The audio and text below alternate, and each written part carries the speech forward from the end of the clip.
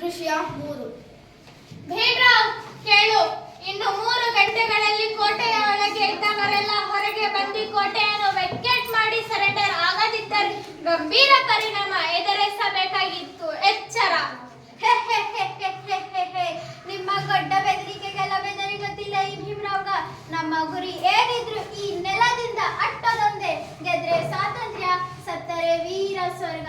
ಭೀಮ್ರಾವ್, ನೀನು ಸಾಗರಕ್ಕೆ ಸೇತುವೆ ಕಟ್ಟುವ ಸಾಹಸಕ್ಕೆ ಕೈ ಹಾಕಿದ್ದೀಯ. ನಿನ್ನ ಬಂಡಾಯದಿಂದ ಏನು ಪ್ರಯೋಜನ ಇಲ್ಲ. ಬಾ ಹೊರಗೆ, ಕೋಟೆಯನ್ನು ಬಿಟ್ಟು ಹೊರಟು. ಶರಣಾದ್ರೆ ನಿನಗೆ ಕಂಪ್ನಿ ಸರ್ಕಾರ ಉತ್ತಮ ಸ್ಥಾನ ನೀಡಿ ಚೆನ್ನಾಗಿ ಟ್ರೀಟ್ ಮಾಡುತ್ತದೆ. ಏ ಫರಂಗಿ, ದೀಪ ಬೆಳಗೋದು ತನಗಾಗಿ ಅಲ್ಲ, ಇತರರಿಗೆ ಬೆಳಗಾಗಲಿ ಅಂತ. ನಮ್ಮ ಹೋರಾಟ ನಮ್ಮ ಜೀವಕ್ಕಲ್ಲ. ನಿಮ್ಮ ದಾಸ್ಯದಿಂದ ಈ ನಾಡಿನ ಬಿಡುಗಡೆಗೆ ನಾವು ಇಟ್ಟ ಹೆಜ್ಜೆ ಹಿಂದಕ್ಕೆ ತೆಗೆಯೋದಿಲ್ಲ. ದಾಸ್ಯದ ಅರಮನೆಗಿಂತ ಸ್ವಾತಂತ್ರ್ಯದ ಸೆರೆಮನೆಯೇ ಲೇಸು.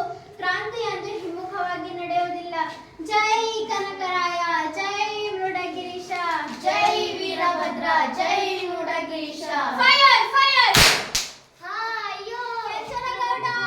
ಭೀಮರಾಯರ ಈ ಪರಂಗಿ ಗುಂಡು ನನ್ನ ಎದೆಯಾಗಿ ಹೋಗ್ತಿ, ಎದೆಯಾಗ ಹೋಗ್ತು. ಲೇ ಪರಂಗಿ ಪಾಪಿಗಳೇ, ನಿಮ್ಮ ಎದಿ ಸೀಳದೆ ನಮ್ಮ ಬಿಡುವುದಿಲ್ಲ ನಮ್ಮ ಭೀಮರಾಯ. ನಿಮ್ಮನ್ನ ಕೆಂಚರ